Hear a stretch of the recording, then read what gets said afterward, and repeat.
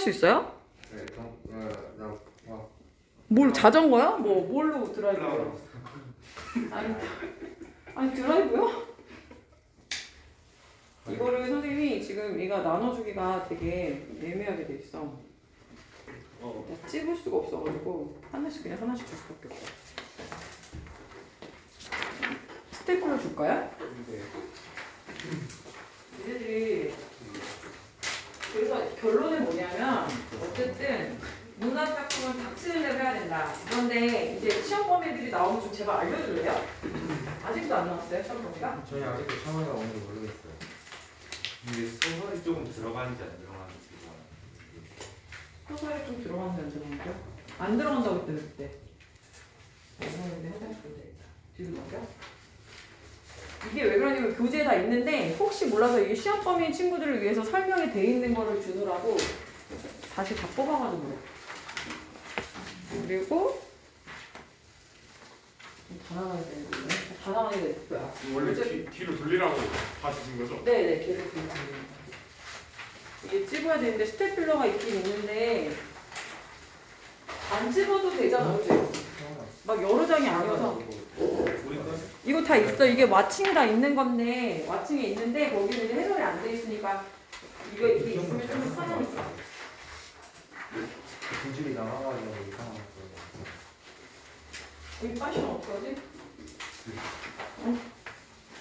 자, 그래서 이제 우리 숙제가 바뀌어야 이제 일반적인 숙제는 더 이상 안 내주고 저기 기본 숙제는 더 이상 안 내주고 복습을 하는 거고 다음 주부터는 조교도 오는데 우리는 어차피 조교가 필요한가 우리가? 선생님이 다 해야 될 것 같긴 한데 니네는 조교가 필요할지 안 할지는 일단 노라고는 했는데 니네 여자 선생님 좋지? 네. 지금 하루 종일 남을 수도 있을 것 같은데. 뭐라고요? 하루 종일 남을 수 있을 것 같은데. 하루 종일 나올 수 있다고요? 네? 네, 고마워요. 얘들아, 사과를 먹으면 지금 거기 없지? 예. 사과를 먹으면 예. 왜 안 나왔지, 문제가? 사과를 먹으면 이 왓칭이 있지 않나요? 왓칭이 있어요. 있는데 사과를 먹으면은 왓칭이 있으니까 왓칭으로 가도 되겠다. 사과를 먹으면 내가 인쇄했는데 근데 이상하네. 여기서 인쇄가 안 돼. 여기서 저쪽까지 안 읽혀. 그게 문제야. 자, 그 다음에 연인 직업 안 됐고 다 온 거네, 나름? 나름 다 온 거. 올해들은 다 왔어. 이게 무슨 일이야? 얘들아, 선생님이 그래서 이제 원하는 말은 너희들이 이제부터 이번 주부터는 숙제를 어떻게 하는 거냐면 자기 시험 범위만 공부하면 돼요, 이제부터는. 그런데 선생님 그때도 말했지만 이미 지금 우리가 다 나온 걸 다시 할 수는 없어. 또 할 필요는 없잖아, 그치? 그래서 우리 밴드의 단점이 뭐냐면은 간편하긴 한데 한 달이 지나면 다 없어져요, 그게. 그래서 다시 올려야 돼, 내가. 그래서 유튜브에다가 올려가지고 선생님 유튜브 계정이 있긴 한데 조금 뭐 관리가 되고 있는 유튜브 저장고, 이렇게 창고다 이렇게 보면 돼. 그래서 막 뭔가 되게 막 난잡해. 그러나 수업 내용 외에는 뭐 아무것도 없긴 없는데 그래서 그거를 링크를 걸어서 밴드에다 올려놓게. 그게 편하지. 그치? 밴드에 올려놓으면 그 제목을 보고서 자기가 들어가서 그거를 복습을 하는 거예요.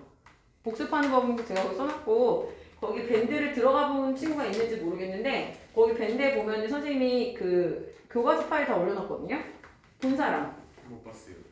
좀 봐. 없던데. 없다고? 뭐가 없어? 아니요. 우리 뭐 드라이브를 잘못 갔다 왔나? 갑자기 뭐 꼬리를 내려. 네. 자, 그래서 오늘 사과를 먹으면 현대식부터 가볍게 시작할게요. 사과를 먹으면 하고 그 다음에 율기야. 누강사가 너네 시험범이긴 한데 교재를 보면 누강사 일부만 나와 있거든? 전체 다 배웠니? 다 배웠니? 그걸 확인하고 할게. 이게 왜냐면 누강사가 되게 시간이 오래 걸리고 어려워서 보니까 뒤에 이제 사과를 먹으면 다음에 납작 박수근 화법을 위하여랑 그거랑 연계해서 샤갈의 마을에 내리는 눈 이거는 선생님 프린트로 준 거예요. 그 다음에 세안도 면면하면 돼요. 지금 세안도 면면하면 돼요가 안 나왔죠? 예. 프린트 없죠? 왜 안 나왔지? 생각은 없어. 네? 일단은 안 나온 거는 거기 다 있지. 사다리 마을에 내리는 눈이랑 납작납작은 있나요? 납작납작이요? 사과를 이거만 있는데. 사다리 마을밖에 없나요? 정말 대단히 죄송해요. 제가 이거 그럼 쉬는 시간에 뽑아야 되니까 일단 그거부터 할게요. 그러면 고상국어과. 아, 고상국어과는 드렸죠? 예. 고상국어과랑 거기 있는 거 먼저 할게요. 그 다음에 사과를 먹으면 없다고요 거기 지금?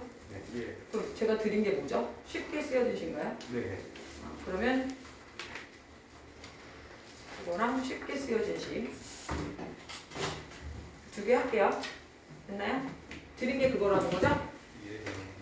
일단 쉬는 시간 동안에 그거. 이거 왜 안 됐죠?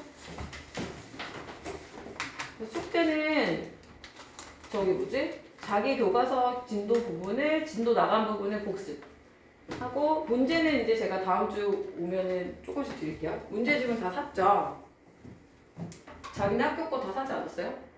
그 다음에 선생님 개인적으로 뽑아주는 건 뽑아주고 진짜 문제 많이 주거든? 근데 내가 보니까 그렇게 문제 많이 주는 게 의미가 있는 게 아닌 것 같아. 그래가지고 제대로 복습을 하는 게 진짜 중요해요. 공부를 제대로 하는 게 더 중요하고 문제를 풀 때 제가 문학을 잘할 수 있는 기본적인 베이스 3가지를 말씀드렸었어요. 여러분이 문학 공부를 한다는 게 무슨 뜻인지 뭐가 중요하다고 했었는지 기억나니? 일단은 다 들어왔나? 누구 왔니? 주연이, 수연이, 태연이. 자, 일단은 뭘 할 수 있어야 되냐면은 처음 보는 작품도 질문해보고서 여러분이 분석할 수 있는 분석력을 가지고 있어야 돼요. 분석력이라는 거는 많은 작품들을 여러분 스스로 힘으로 주제를 찾아가는 과정이죠. 그리고 프로젝트 졸면 안 되고요. 이거 괜히 입고 온 게 아니야. 졸 수 없게. 알겠지? 분석력을 키우는 게 되게 중요해서 각 장르별로 문학적 어떤 특징 뭐 이런 거 다 아는 것도 중요하지만 제일 먼저 이 주제에 도달하는 방법, 이 주제를 찾는 법을 먼저 아는 게 제일 중요하고 그 다음에 문학 같은 경우는 특히 어떤 개념들을 잘 알고 있어야 되죠. 개념. 여기 사용된 표현이 뭐 공감각적 심성이 무슨 말인지 모르면 이 시 자체를 이해했다고 하더라도 공감각적 심성을 모르니까 문제를 틀리는 거예요. 맞죠? 그래서 개념을 알아야 되고 그 다음에 이걸 찾았고 내가 이거를 찾았다고 한다면 그것을 대응시켜가지고 이 문제가 이 선지가 만든 건지 틀린 건지에 대한 판단을 하는 판단력을 길러요. 이 3가지가 세 가지가 골고루 섞여 있어야만 여러분의 성적이 올라가는 겁니다. 그러니까 여러분들이 그냥 선생님 숙제를 내줬다고 해서 뭐 정말 하얀 건 종이고 검은 건 글씨다 이런 식으로 공부하는 건 아무 의미가 없고 반드시 여러분이 나는 어디에 구멍이 나 있는가 내가 이 문제를 풀면서 뭘 몰랐던 건가 내가 이게 해석이 안 됐던 거냐 아니면 개념을 내가 몰랐던 거냐 아니면 내가 이걸 판단하는 걸 잘못했는 거냐 이거에 대한 그 해석이 안 되면 여러분이 절대 높은 성적을 받을 수 없다. 그거를 말씀을 드립니다. 자, 얘는요 누가 썼냐면 고3 국어과 2라는 분이 썼고 우리 지난 시간에 도산 12곡 배웠죠? 걔하고 연계돼서 출제될 가능성이 있으니까 잘 보도록 하십시오. 자, 고3 국어과니까 제목을 보니까요 어떻게 돼 있어요? 몇 수로 돼 있을 것 같습니까? 10수요. 왜요? 9곡인데요? 9곡? 9곡이면 몇 개로 돼 있을 것 같아요? 글쎄요. 9곡 9개잖아. 네. 고산이라는 지명이 뭐야 이거는? 그 다음에 여기 보면 9곡이니까 9개의 대곡이라는 얘기거든요? 알겠어요? 이해됐어요? 예. 그러면은 원래 9개여야 될 것 같잖아. 근데 몇 수로 돼 있어요 총? 10개. 몇 수로 돼 있어요? 이 경우는 어떤 경우일까요? 우리 동동도 기억날 텐데. 맨 처음은 뭐야? 인트로. 서사에 해당하는 부분일 거예요. 자, 얘는요. 도산 12곡도 마찬가지로 주자에 우리 뭐 배웠었어요? 배우지 않았지. 무의국어과라는 것에 영향을 받는다. 영향을 받는 이거 중국 사람들은 주자 그 영향을 받습니다. 자, 이제 한번 해볼게요. 여러분의 수고를 덜어드리기 위해서 선생님이 지금 내용 정리한 거 자체를 가지고 나갈 건데 일단 얘는 딱 보시면 아시겠지만 뭐죠? 고전이에요. 고전. 그죠? 고전의 특징이 뭐예요? 고전의 특징은 여러분 일단 뭐 할 수 있어야 되니까? 해석할 수 있어요. 해석이 제일 중요해요. 해석할 수 있어야 돼. 선생님 해석이 안 돼요. 한 해 치고 10번이고 100번이고 읽어본 애를 난 본 적이 없어. 노력 자체를 안 한다고 애들이. 그죠? 해석이 될 때까지 몇 번이고 읽어보세요. 한 3번만 읽어보세요. 한 번 읽었던 사람은 3번을 읽어보고 3번 읽어도 안 되면 5번을 읽어본다는 생각으로 계속 해보려고 노력하시면 됩니다. 자, 무의구곡담의 영향을 받았다고 했어서 얘도 고산구곡담을 사람이 몰으드니, 자, 몰으드니라고 돼 있어요. 자, 사람이 모른데 고산구곡이라는 거는 우리가 고전에서 우리가 잘 나오는 코드가 뭐냐면 자, 속세와 뭐를 대비해요? 그렇지. 자연을 대비해가지고 이야기를 풀어가는 경우가 굉장히 많은데 여기서도 고산구곡이라는 건 어때요? 깊은 골짜기, 깊은 높은 산에 있는 깊은 골짜기잖아, 그지? 그럼 당연히 여기가 어디겠어? 자연이야, 그지? 자연을 모른대. 그럼 이 모르는 사람들은 어떤 사람들이겠어? 그렇죠. 속세에 있는 사람들이겠죠. 모르더니 라고 얘기했어. 주모복거하니 번님들 다 오신다 라고 되어 있습니다. 주모복거, 주모 풀을 막 뱉다는 거야. 뭐 풀 쫓자죠? 풀을 막 베고 살 곳을 다 쫙 정리해야 되니까 싹 세팅을 해놓으니까 사람들이 어떻게 한대? 다 오신대. 자, 거기 보시면은 여기서 잘 잊지 말아야 되는 것이 고산구곡의 아름다운 경치뿐만이 아니라 우리 도산12곡도 앞에 하고 뒤에가 내용이 달랐지. 그죠? 앞에 내용은 뭐였어요? 지난 시간에 배웠어요. 복습이라는 걸 아예 하지 않는구만. 도산12곡 앞에 6개는 뭐였어? 자연에. 뒤에 6개는. 오빠 열심히 하잖아. 드라이브 가도 돼. 공부했잖아. 그지? 그러니까 얘도 마찬가지로 얘도요. 그 안에서 경치의 아름다움만 얘기하는 것이 아니라 어떤 학문 수양의 높은 경지를 내포하고 있는 그런 의미를 가지고 있어요. 자, 그래서 그런 의미를 가지고 있다. 있기 때문에 주모복권이 번민대가 다 온대요. 탈 곳을 정해놨더니 여기 들어오신대요. 자, 여기서 말하는 그 의미상 일타 강사가 있어서 막 우르르 몰려드는 그런 것이 아니라 그런 사람이라기보다는 여기에 있는 번님이라는 건 그렇다고 세속에 있는 사람들이 다 몰려든다는 의미는 아닐 거란 말이야. 그치? 그랬더니 내가 벗이라고 생각하는 어떤 자연 속에 있는 벗 이런 의미를 나타내고 있다. 이렇게 해석할 수 있죠. 그 다음에 어지버. 어지버는 뭐죠? 어지버. 감탄하죠. 감탄사. 무의를 상상하고 학주자를 하리라. 자, 그랬어.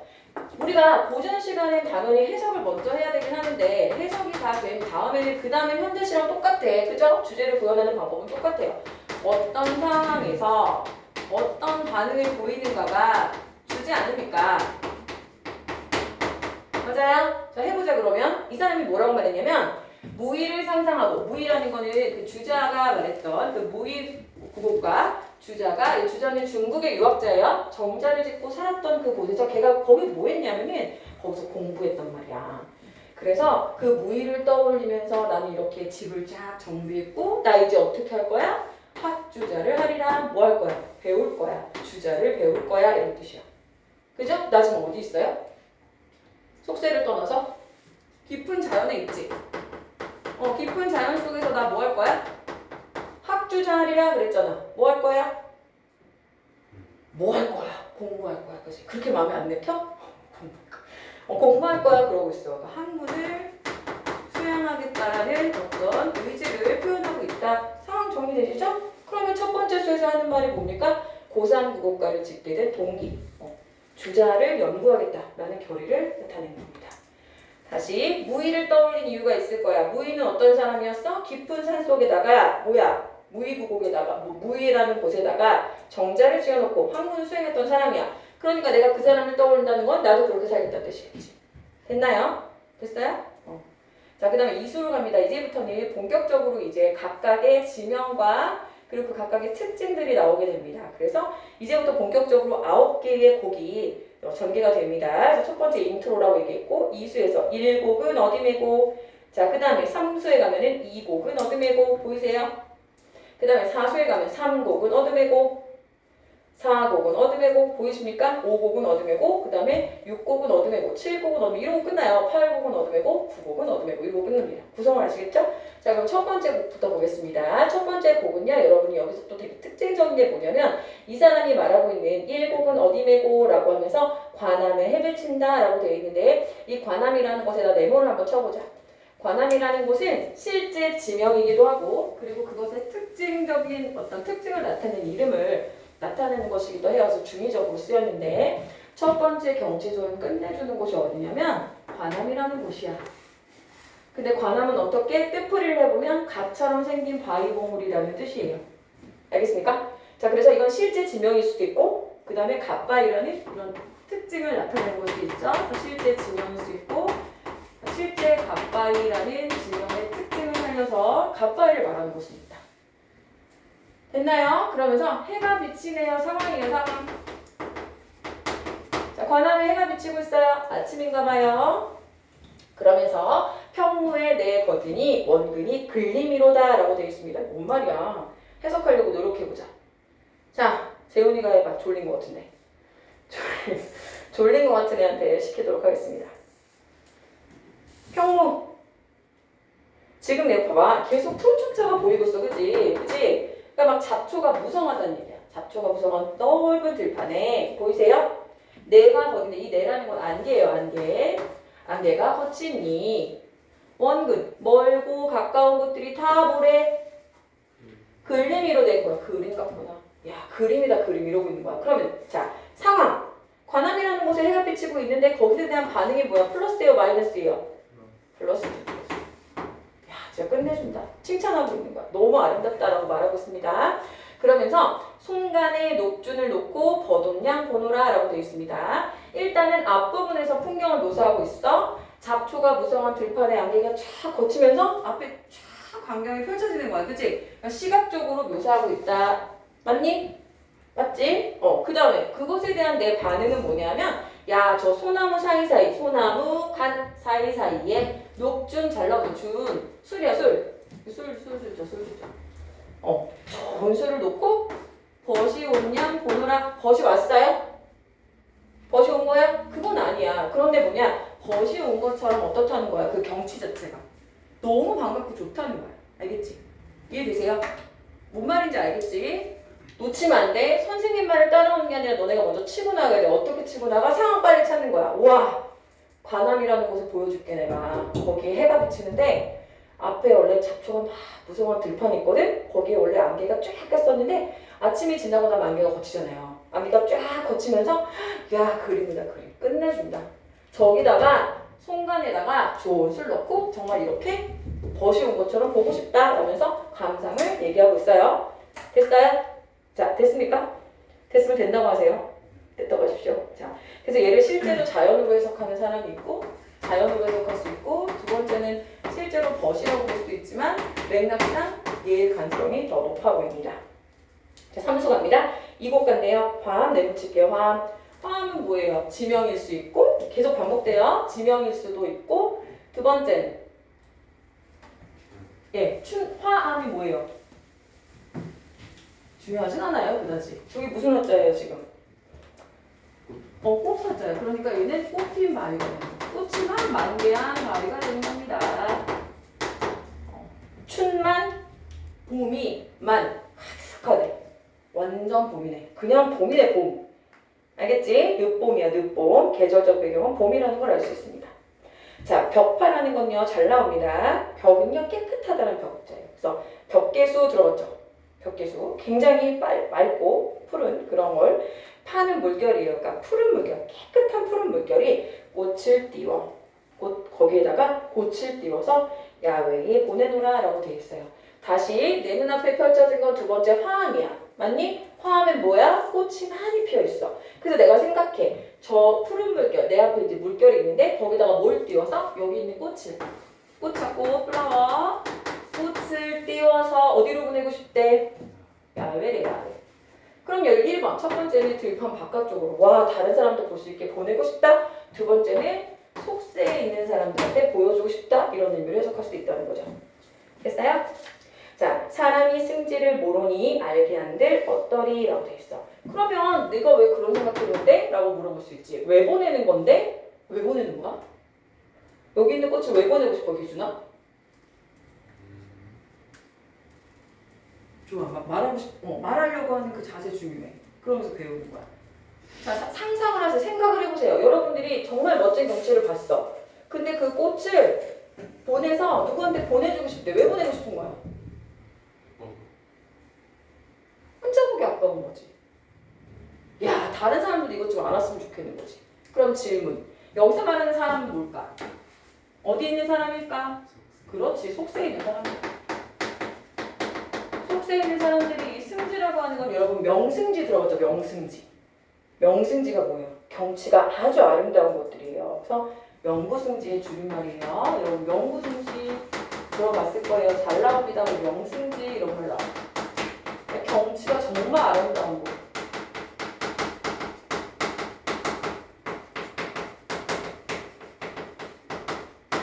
무슨 뜻인지 알겠죠? 뭘 오니? 그 모르는 사람을 알게 하면 어떻게 했는가 이렇게 얘기하고 있어요. 자, 그럼 질문. 자, 이걸 모르는 사람들이 뭐라고? 누구라고? 속세 사람이야. 맞지? 그럼 선생님이 아까 처음에 이 친구가, 이 사람이 여기에 와가지고 아름다운 경치를 보는 건 목적 하나, 또 하나의 목적이 뭐였니? 뭐하러 왔니 여기?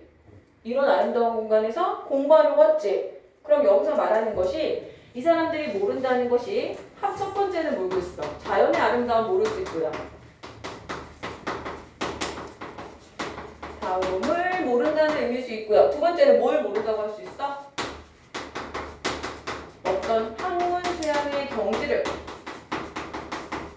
모른다고도 할 수 있겠네. 무슨 말인지 알겠니? 그죠? 그 다음에 무엇인들 어떠리 어떻게 하겠든 어떠하겠는가? 뭐지? 무슨 법이야? 서리법이야. 진짜 물어보는 거야? 보내면 괜찮을까? 물어보는 게 아니지. 그지? 보내고 싶다를 이렇게 의문형으로 얘기하고 있으니까 서리법입니다. 자, 사수 갈게요. 자, 사수는 상록은 어림이고 하니 취병이라고 되어 있습니다. 취병이라는 것은 아까도 말씀드렸지만 모일 수도 있고 지명일 수도 있고 완전 기가 막히게 들어와 있지 여기. 그치? 지명일 수도 있고 두 번째는 취가 무슨 취냐면은 여러분 비취 들어봤어요? 비취? 취병 맞죠? 푸른 빛, 병풍.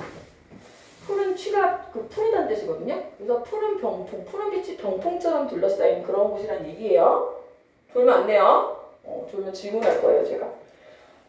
자, 그러니까 아까는 계속 봄이었던 것 같은데 이제는 뭐가 된 거니? 여름이죠. 계절감을 드러내는 소재라고 볼 수 있죠. 그래서 거기다가 계절감이라고 써주세요.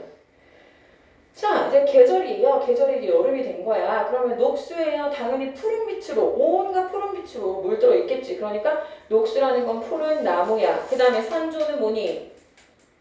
산조. 산세야. 푸른 나무와 산세. 하상 기음은 소리를 낮췄다, 높았다라고 표현하기도 하고 또 어떤 선생님은 어떻게 해석하냐면 내려갔다 오르락 이렇게 내려갔다 오르락 하면서 노래 부른다 이렇게 표현하기도 해요. 움직임을 나타내기도 하고 소리 자체를 낮췄다 높였다 하는 소리 어쨌든 지적이고 있다는 얘기죠. 자, 됐죠? 자, 시각적인 이미지도 드러나고 청각적 이미지도 드러납니다. 맞죠? 소리니까 청각. 그치? 날아다니는 모습이니까 얘네들이 날아다니는 모습이니까 시각 이게 다 들어가는 거야. 반송이라는 건 뭡니까? 키가 작은 소나무. 수청풍이 뭐야? 청풍이 뭐니? 대답해야죠, 줄이지.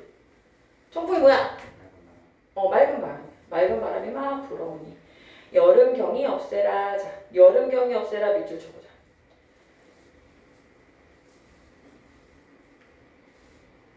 자, 이거는 여름이 아니다라고 되어 있는데 이게 무슨 뜻이냐면 너무 시원하니까 여름 같지가 않다 이런 의미로 해석하기도 하고요. 또 이거는 이보다 더한 경치가 없구나. 여름 경치. 이렇게 해석하기도 해요. 그래서 이거는 학교에서 어떻게 배워지냐로 여러분들이 따라가시면 됩니다. 자, 그 다음에 오수 갑니다. 오수. 그래서 여기는 취병의 어떤 시원한 여름의 경치를 보여주고 있고 오수 가니까 사고 가요. 사고. 자, 송해라는 것은 지명일 수 있고 두 번째는 소나무가 있는 절벽에 송해 이렇게 될 수 있죠. 소나무가 있는 물가에 낭떠러진 지명일 수도 있고요. 1번. 두 번째는 소나무가 있는 물가에 낭떠러지라는 의미를 가르쳐 줄 수도 있다. 이런 얘기죠. 1번은 지명일 수 있고요. 2번은 이런 의미를 나타내는 걸 수도 있어요. 지금 상상해보세요. 소나무가 이렇게 있는 물가에 낭떠러지가 있습니다. 자, 물가에 이렇게 여기 물가가 있다는 얘기지. 선생님 그림을 뭐 워낙 잘 그리니까 바로 알겠죠? 예? 어때요? 아시겠죠? 담심, 암영. 자, 물 위에 비친 물 위에 비친 암영. 이 바위죠, 바위. 바위에 영 그림자는 이거 진짜 잘 기억해야 되는데 얘들아. 이 물이 깨끗하고 맑잖아? 그러면 여기에 있는 풍경들이 여기에 다 그대로 비치지. 뭔지 알겠어? 완전 알겠지? 온갖 빛이 잠겹세라. 자, 세라 동그라미 주세요. 제가 이거 외우라고 한 어휘였어요. 뭐뭐할 세라. 뭐뭐 하는구나. 잠겨있구나. 예, 감탄형 어머니다. 감탄형. 뭐뭐 하는구나. 잠겨있구나. 멋지구나. 이런 게 뭐뭐 하는구나. 뭐구나. 외웁니다. 임천, 숲풀 임자에 내천자, 샘천자. 그러니까 숲풀과 물. 그러니까 숲풀 속 샘. 숲풀이 있고요. 샘이 있습니다. 깊도록 좋으니. 깊을수록 좋대. 좋으니. 별표 어디다 별표 칠 거야? 얘들아, 지금 우리 시하고 있잖아, 시. 시는 정 발레야, 정서가 되게 중요해. 뭐야? 흥이 흥. 반응이야, 반응. 다시, 반응이야. 자연을 보고 있는 반응. 보이세요? 아름다운 자연 경치를 보고 보이는 반응이죠. 흥이 나는 거야, 흥이. 흥에 겨워하노라. 흥을 이길 수가 없구나. 자, 내가 송해와 연못을 보니까 끝내주는구나. 됐어요? 자, 여기 보면 중요한 포인트가 있었는데 여기 해가 넘어가고 있다고 그랬어. 그러니까 여기 불빛이 이 빛이, 그림자 빛이 막 붉은색으로 막 진짜 물들어 있을 거야. 얼마나 멋있을까? 가고 싶다, 그치? 어딘지 모르겠지만. 자, 6수 갑니다. 5국은 어디냐? 은병이래, 은병. 자, 은병은 첫 번째 지명일 수 있고요. 계속합니다. 두 번째는 으슥한, 은이 뭐야? 수월자잖아, 그치? 으슥한 병풍처럼 둘러있는 그런 절벽을 말하는 거죠. 됐니? 그게 참 보기가 좋이, 보기 좋대. 자, 보기 좋고, 수변 정사, 수변이라는 건 물가에 세워진 그러한 정사. 소세도 잘 나와요. 맑고 깨끗한 거야, 소세. 소세함도 가히 없다. 자, 끝이 없대요, 소세함이. 자연 속에 지어진 정사를 둘러보면서 거기서 뭘 느꼈냐면 맑고 깨끗한 기운을 느끼고 있는 거죠. 계속 지금 어떻게 돼 있어요? 아름다운 자연 경치, 따라오세요. 아름다운 자연 경치를 보여주고 거기에 대한 자기의 감상을 얘기하는 거죠. 아름다운 자연 경치, 자기의 의지, 아름다운 자연 경치, 자기의 감상, 그지? 그게 계속 반복되고 있어요. 이 중에 어디? 이 중에 너무 깨끗하고 예쁜 거야. 으슥한 병풍처럼 쌓여있는 곳에 갔더니 그 밑에 막 물가에다가 여러 가지를 만들어놨는데 그게 너무나 맑고 깨끗해. 너무 좋아. 여기서 뭐 하고 싶어? 이 중에 여기에서 뭐 하고 싶대? 별표 강의하고 배우는 거. 가르치기도 하고 배우기도 하는 거. 학문을 닦는 거야. 그지? 강학도 하려니와 그것도 하고 플러스 영어름품도 하겠다라고 얘기하고 있어요. 그럼 뭐하고 뭐를 같이 하겠다는 거예요? 별표예요, 별표. 주제가 드러난 시행이에요, 여기가. 거의 주제라고 볼 수 있습니다. 우리가 얘가 도산12국이랑 엮여서 얘기해 볼 때 차이가 있다면 뭐냐면 동우야, 도산12국은 두 개를 나눴잖아. 그지? 자연의 아름다움과 거기서 학문하겠다는 걸 나눴다면 얘네 섞어놨죠. 그죠? 그 중에서 가장 주제를 잘 나타내는 부분을 찾아라 그러면 여기에요. 그죠? 두 개가 다 들어맞죠. 지금 여기 한 번에. 어떻게? 학문을 닦을 거고 그 다음에 영어름풍이라는 건 뭡니까? 달을 노래하고 그지? 달을 즐기고 그 다음에 바람을 또 노래하는 거야. 자연과 교감하면서 자연을 즐기겠다. 이게 다 시를 읊는 거야. 노래한다는 게 예전에 시를 읊는 거니까. 자, 이 가운데서 공부도 하고 시도 읊으리라 라면서 주제가 드러난 부분이에요. 되게 중요하겠죠? 제일 중요하다라고 볼 정도로. 그럼 여기서 드러나는 이 태도. 자연을 가까이 하고 자연친화 드러나는 부분이 나타나 있습니다. 여기. 그 다음 칠수 갈게요. 육곡은 어디 내고 했더니 조협. 자, 조협 밑줄 쳐야 돼. 조협. 조협이라는 건 지명을 나타내는 거면서 동시에 낚시하는 골짜기란 뜻이에요. 그럼 여기서는 낚시가 나온다는 거야. 자, 너무 중요하다. 어떡하지? 얘들아, 낚시 선생님이 계속 얘기했었어. 낚시. 뭐 얘기할 때 나오니 낚시가? 얘는 어부사시사 기억나니? 어부사시사에서 그때의 어부는 생업이다. 이때의 어부는 생업 아니야. 여기서는 가어이라고 얘기했어. 가짜야. 그럼 이건 뭐야? 여기서의 낚시는 수단이 무슨 수단이야? 자연을 즐기는 수단이야. 우준이 알겠어? 우준아 정신 차리고. 자, 육곡이 어디냐? 조협의 물이 넓을 때 나와 고기야 니야 더욱 즐기는 거. 자, 그러면서 뭐라고 말하냐면 나 그리고 고기. 이건 뭐야? 자연물이지? 자연물? 자, 누가 더욱 즐기고 있니? 세상에 고기 보고 너 지금 나랑 즐기고 있냐라고 물어보고 있어. 야, 이게 말이 돼? 고기가 진짜 즐거워? 야, 고기 입장에서는 지금 내가 잡힐까 말까 하고 있는 상황 아니야? 절체절명의 이 상황이야. 내가 즐거운 거죠. 그래서 이 내 감정, 즐거운 나의 감정을, 이건 화자의 감정을 어떻게 고기에다가 이입 옮겨서 넣은 거예요. 맞아요? 그러면서 얘도 즐긴다고 하고 있으니까 고기가 즐긴다고 표현했으니까 의인법도 쓰인 겁니다. 정리되세요? 다시 나와 고기야 네가 더욱 즐기는 거라고 얘기하는 부분에서 실제 즐거운 거는 나인데 마치 고기가 즐거워하고 있는 것처럼 표현했으니까 감정을 이입한 거라고 할 수 있고, 또 하나는 즐거울 수가 없는 대상인데 고기를 마치 즐거움을 느낄 수 있는 인간인 것처럼 표현하고 있으니까 의인법입니다. 자, 그 다음에 또 하나는 뭐냐면 누가 더 즐거워하고 있는지를 모르겠다라는 표현에서 자연과 내가 하나가 되는 거야. 하나. 그래서 물알체의 경지를 드러낸다. 이런 표현 나오죠. 나랑 백구가 있는데 내가 백구인지 누가 백구인지 모르겠다. 이런 표현이랑 동일한 표현이라고 보시면 되고요. 자, 동우야 조는 거 아니지 지금? 동우 펜을 들어. 펜을 들고 공부하겠다는 의지를 막 보여줘. 황혼에, 자 황혼이 언제야? 다 왔어. 황혼이 언제야? 우리 반 또 특징이 재기발랄 아니야? 황혼이 뭐야? 해질녘이지. 해질녘에 뭐야? 닭대를 메고 대월기 하노라. 자, 대월기라는 건 뭐니? 월. 달을 데리고 같이 온다는 거야. 달과 함께 돌아온다. 완전 낭만적이네. 그죠? 달과 함께 돌아온다. 이렇게 얘기하고 있습니다. 됐죠? 자, 시간적 배경 나타났냐요? OX. 오, 잘했습니다. 자, 8수 갑니다. 칠곡은 어둠의 고 했더니 풍암이래. 풍암이라는 곳은 첫 번째 지명일 수 있고 두 번째는 단풍으로 둘러싸인 단풍암석이라는 의미를 가질 수 있고요. 그 다음에 이제 추색입니다. 동그라미 쳐볼게요.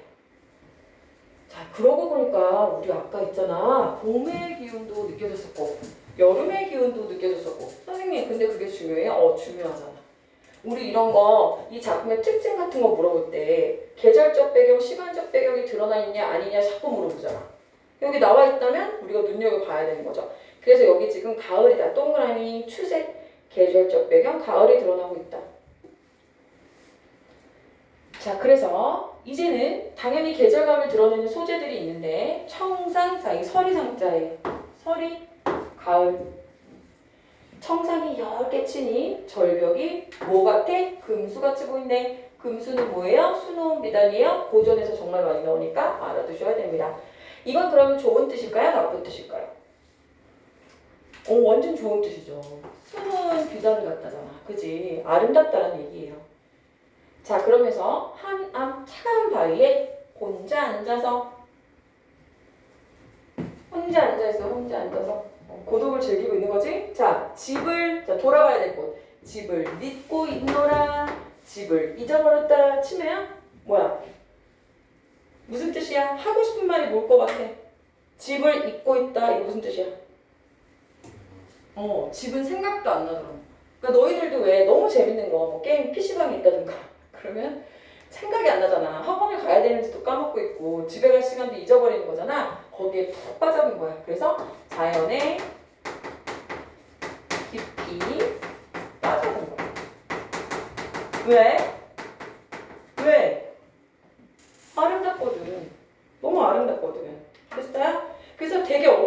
보면 사실 하는 말이 계속 똑같아. 그치? 이번엔 가을이 됐고요. 가을이 돼서 그 단풍으로 둘러싸인 그 바위에 탁 보고 있는데 아주 얇고 깨끗한 그러한 서리가 쫙 덮이니까 마치 금수 수놓은 비단처럼 알록달록 너무 예쁜 거야. 맞니? 그래서 얼마나 아름다운지 내가 혼자 앉아서 넋놓고 바라보고 있는 거지. 그래서 어떻게 됐어? 잊어버릴 정도. 집에 가는 것을 잊어버릴 정도로 아름답다라고 표현하고 있는 부분이에요. 됐죠? 자, 고3국가 같은 경우는 모의고사 이런 데서 잘 나올 수 있어요. 너희들이 지금 시험범위 아니라고 안일하게 생각하는 건 되게 멍청한 짓이야. 왜? 선생님 계속 얘기했지. 고2 1학기의 문학이 끝나고 나면 학교에서 더 이상 문학을 안 할 것 같지만 그렇지 않다고 했어요. 교과 과정 속에서 문학 이거 한 번밖에 없지만 2학기 때 보통 독서를 하게 되는데 독서를 하면서도 플러스로 문학을 하는 학교들이 상당 부분 많고요. 이게 아니더라도 뭘 집어넣냐면 모의고사 집어넣어. 모의고사. 이번에도 모의고사 들어간단 말 없는 아직 모르겠지. 4월에 보니까 이번에 3월 서울에서 본 거 되게 어려웠거든요. 또 들어갈 수 있겠지만 어쨌든 이렇게 돼 있고 그 다음에 고3이 되면 아예 이 문학이란 표현 자체가 아예 없지만 대부분이 수특 문학을 합니다. 학교에서. 안 하는 학교가 더 이상한 학교야. 가끔 있지만 그게 더 이상해. 그게 더 이상한 학교고 힘든 학교야. 오히려 내가 수능 공부 다 따로 해야 되니까 수특 문학으로 모의고사 내신을 보는 경우가 제일 많아요. 알겠죠? 문학이 끝나는 게 아닙니다. 마지막으로 수능까지 가야 돼요. 그러니까 지금 시험범위 아니니까 안일하게 생각하실 게 아니라 뭐라도 하나라도 더 봐두고 하나라도 더 분석해보고 그런 자세로 공부하셔야 되고 다시 말씀드리지만 고2는 그냥 막 외우는 게 아니라 만약에 시험 범위가 20개면 그 중에 한 10개밖에 출제가 안 되고 절대 디테일하게 외우는 걸로 되지 않습니다. 흐름을 정확히 알고 내가 분석할 수 있어야 된다고 얘기했어요. 알겠지? 문을 좀 열래? 여기? 우준이? 우준이가 거의 사경을 해냈는데 지금? 우준이 어제 몇 시에 잤어? 2시 반? 그래서 몇 시에 일어났어? 왜? 그러니까 안 돼. 알겠지? 자기 컨트롤 못하면 안 돼. 여기서 졸고 있으면 어떡해. 그치? 정신 바짝 차려. 니네가 지금 내가 중2면 이렇게 걱정도 안 해. 고2야, 고2. 자, 8고 갑니다. 8고. 금탄의 다리 발딱. 금탄. 김탄 같다고, 김탄. 니네 김탄 알아? 너무, 선생님 지금도 김탄에서 나너 좋아하니 알아? 니네 나너 좋아하냐? 야, 근데 그렇게 알아? 니네? 상속자들 알아? 너 어떻게 알지? 니네 몇 살 때야, 그거? 되게 어릴 때 아닌가? 초등학교 때 그걸 봤어? 상속자들? 날라리들. 나너 좋아하냐? 자꾸 하는 금탄. 자, 금. 악기야. 자, 악기예요. 그 검은고예요, 검은고. 혹은 검은고가 있는 뭐 그런 뜻이겠지만 검은고가 있다는 게 조금 어색하게 들리신다면 검은고 소리처럼 졸졸졸졸 흐르는 뭐 그런 의미로 해석할 수도 있겠죠. 근데 여기서는 이제 연주하면서 노는 그런 시냇가로 갔어요. 자, 옥진금이 수상곡을 노는 말이 옥진금이 진짜 아주 좋은 럭셔리한 검은고로 수상곡 여러 곡을 몇 곡을 연주하면서 놀다 보니 고조를 알 리 없으니 혼자 즐겨 하노라. 그래서 고조 옛날에 그런 곡조 옛 곡조를 알아주는 사람이 없대. 알 리가 없으니 혼자 즐겨 하노라 라고 얘기했어. 혼자 뭐야? 검고 즐기고 있는 겁니다.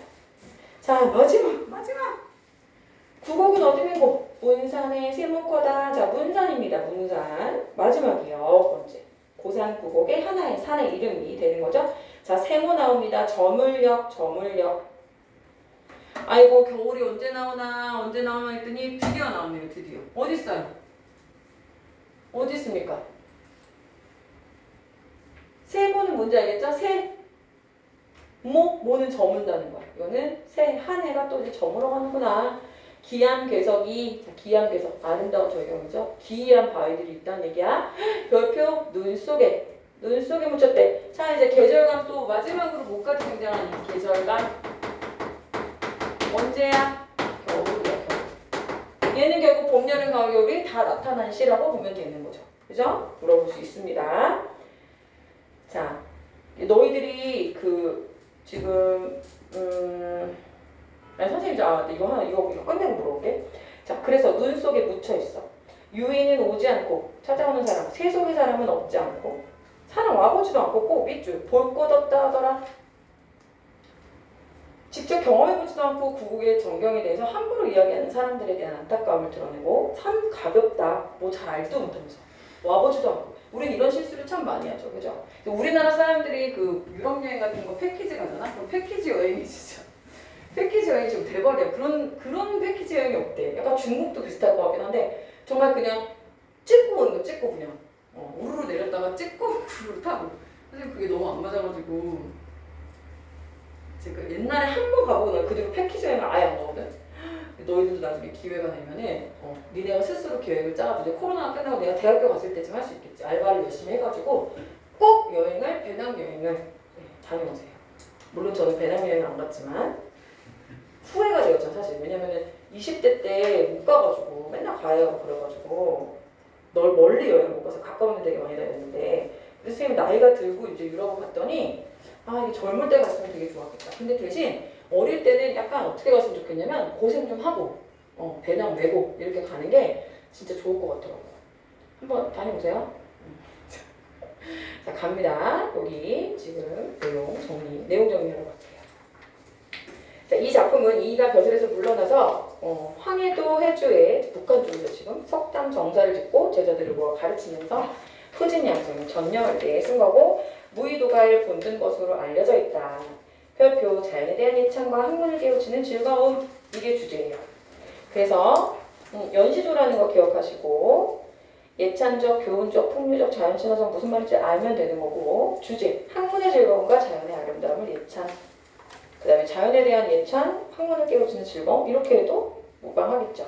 자, 특징이 되게 중요한데요. 1번 표시하겠습니다. 1번 주자의 무의도가를 본받아서 창작했고 유학자로서의 삶의 지향이 중의적 표현이라고 되어 있습니다. 중의적 표현이라는 건 뭐냐면 아까 말씀드렸지만 아름다운 자연 속에서 뭘 하겠다라는 의미였어요. 자연을 감상하겠다는 의미야 플러스 학문을 어떻게 수행하겠다는 두 가지 의미를 다 담고 있다는 거죠. 그죠? 그래서 화자가 경치를 즐기는 공간 이렇게 쭉 제시되어 있고 꽃을 눈과 같이 별표, 계절적 배경을 드러내는 시어를 통해서 시상을 전개하고 있다. 요거 별표. 초장에서는 즐기는 공간을 제시하고요. 중장이나 종장에서는 그것에 대한 화자의 감상이 제시되어 있습니다. 자, 그 다음에 마지막 시간의 흐름이 나타나 있다. 어디요 선생님? 어디 있는 거 아니 얘들아? 시간의 흐름은 두 가지로 나타나. 계절의 흐름도 나타나고요. 맞죠? 계절의 흐름도 나타나고 그 다음에 아침에서부터 밤으로 흘러가는 그죠? 우리 대월기 기억나죠? 아침이었던 것도 기억나시고 보였죠? 중간중간에 그러한 시간의 흐름이 나타난다. 고3국어가 끝났고요. 그 다음에 여러분들이 이제 내가 학교 시험 범위인 사람은 당연히 밑에 있는 문제들까지 다 풀어보시고 복습까지 하셔야 되고 그렇지 않은 친구들은 그렇게까지는 안 하셔도 되고 그렇습니다. 자, 쉽게 쓰여진 시 가볼게요.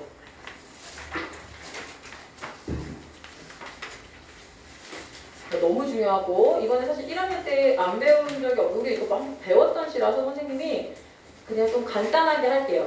그죠? 근데 우리가 여기서 잊지 말아야 되는 코드가 있어요. 뭐냐면 누구예요? 바로 윤동주입니다. 선생님이 가장 사랑하는 시인이에요. 여러분 안 물어봤지만 가장 사랑하는 시인.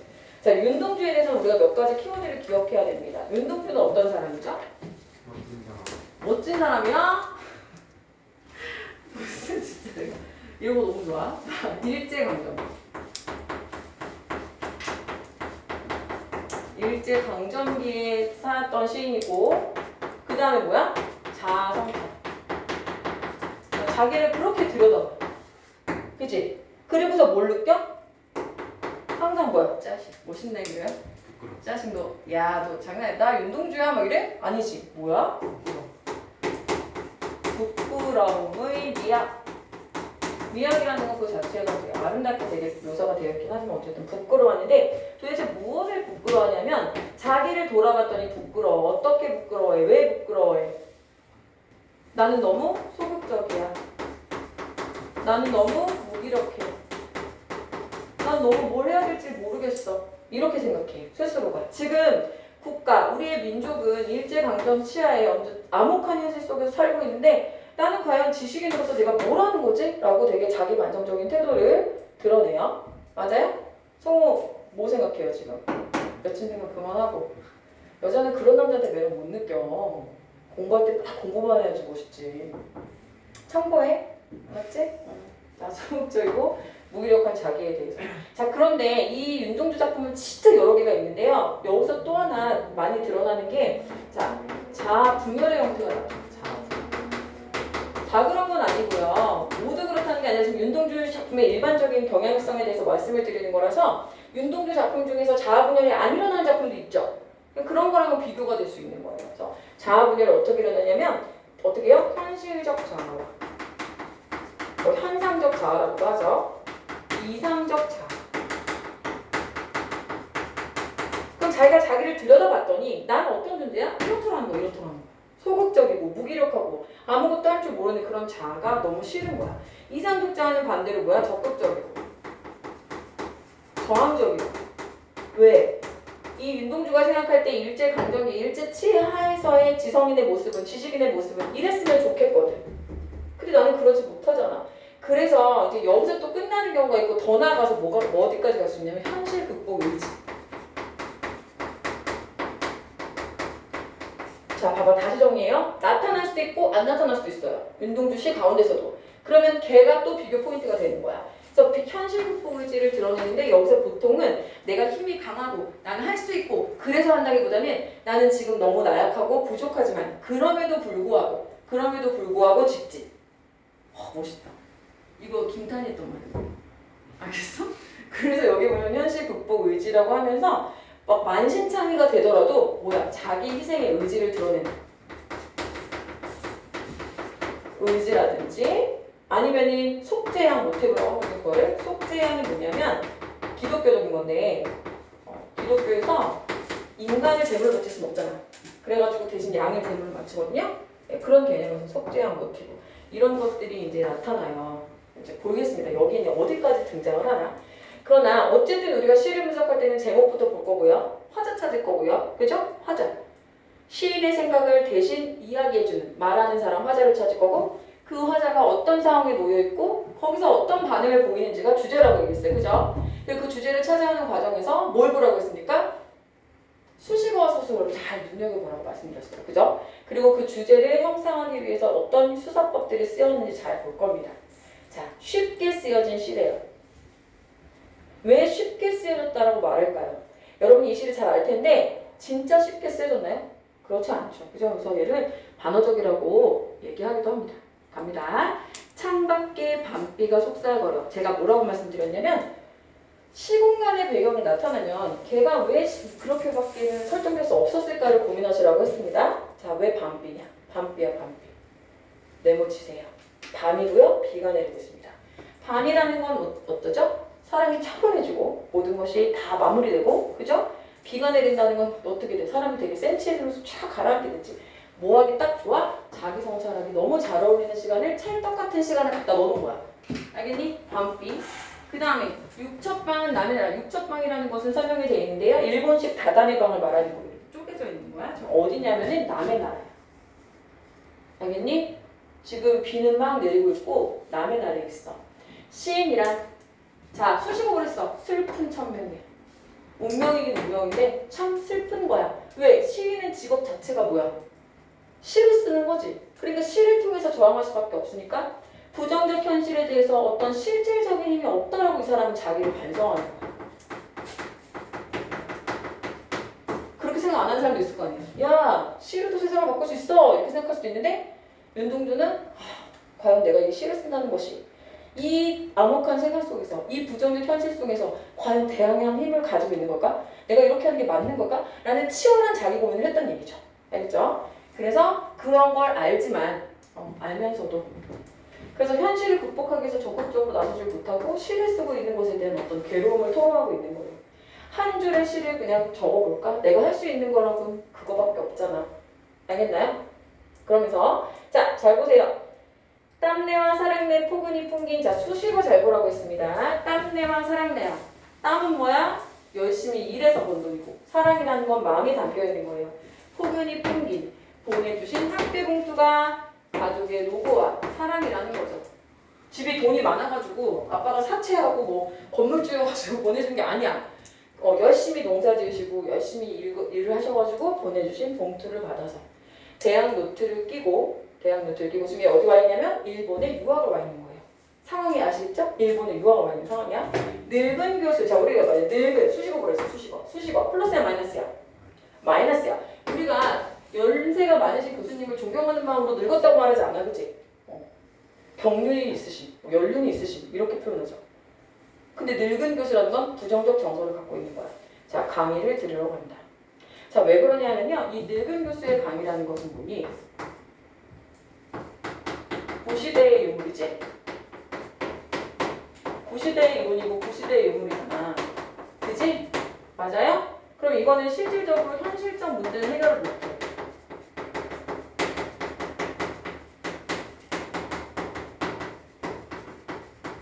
그러니까 내가 이것을 배우고 있는 입장에서도 실제로 나는 이 현실에 부딪힌 문제들을 해결해 내고 싶은데 사실상 이따위 거 배우고 있어봤자 해결이 안 된다는 자괴감이 드는 거지. 무슨 말인지 알겠어요? 내가 지금 뭐 하는 거지? 내가 지금 뭘 배우고 있는 거지? 이걸 내가 배워서 어디다 써먹지? 현실의 문제는 아무것도 해결할 수가 없는데 난 지금 이런 거밖에 할 수가 없구나 라는 생각을 하면서 깊은 현실적 고민과 거리가 있는 시인의 삶, 지식인의 삶에서 굉장히 회의를 느끼고 있는 거죠. 나 지금 제대로 살고 있는 걸까? 회의가 정서 중요하댔어. 자, 이제 생각이 잠깁니다. 생각해보면 어린 때 동물들이 하나둘 죄다 잃어버리고 어린 때 동물들은 우리가 생각할 때 기본적으로 소중한 존재예요? 부정적인 존재예요? 소중한 존재예요. 플러스의 존재인데 그런 것들을 다 잃어버렸어. 왜? 뭐야? 왜 일제가 안 보여? 이것까지 지금 안 보이시니까 가려두시고 부정적 현실이라는 건 확실한 거예요. 부정적 현실. 다 잃어버리고 나는 도대체 무엇을 원해서 무엇 하고자 나는 다만 홀로 침전하는 것일까? 정말 중요합니다. 홀로 침전한다. 침전? 왜 침전이라는 단어를 선택했을까? 침전이 뭐야? 율기야, 침전이 무슨 뜻이야? 가라앉는다는 거, 그치? 하강의 이미지야, 그치? 쫙 가라앉는다는 거야. 하강적 이미지, 좌절의 이미지, 무기력함의 이미지야. 난 지금부터 뭘 하고 있는 거야? 뭐 하고 있는 거야? 가라앉고 있는 거야, 그치? 가라앉고 있는데 여기서 중요한 건 뭐냐면 지금 여기까지는 굉장히 마이너스야. 현재 삶에서 굉장히 상실감을 느끼고 있어. 근데 잘 봐라. 우리가 이런 말을 해. 사람들이 힘들고 지친 사람한테 야, 그 끝은 있어. 그치? 밑바닥까지 내려가다 보면 다시 튀어오르는 순간이 있다고 이런 위로를 해줘요. 사람들이. 그치? 그런 거랑 비슷한 거야. 이제부터 보세요. 인생은 살기가 어렵다는데 시가 이렇게 쉽게 쓰여지는 것은 부끄러운 일이다. 자, 나왔어. 뭐가 나왔어? 태도 나왔어. 태도. 정서 태도 나왔어. 자, 시가 이렇게 쉽게 쓰여진다는 것은 실제로 쉽게 쓰여졌다는 것이 아니라 상대적이야. 상대적으로. 상대적인 게 무슨 뜻이냐면 지금 현실이 어때? 현실 자체가 부정적 현실에서 저항하고 투쟁하고 가서 뭐야? 목숨 걸고 싸우지.